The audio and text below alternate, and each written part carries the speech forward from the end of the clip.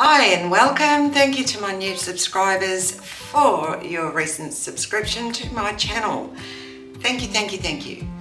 Alright, before I get started on my next set, I just want to show you, this is the end result.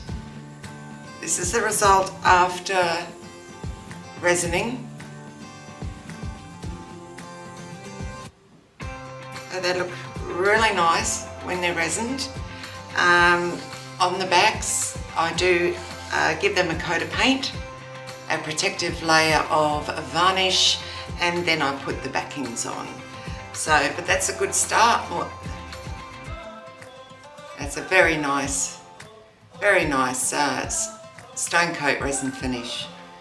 All right, so let's start these. I'm using, similar to the set I did in a previous video, I'm using burnt umber, burnt sienna, copper, sorry, this is the copper, and bronze metallic. Alright, so they look really good together.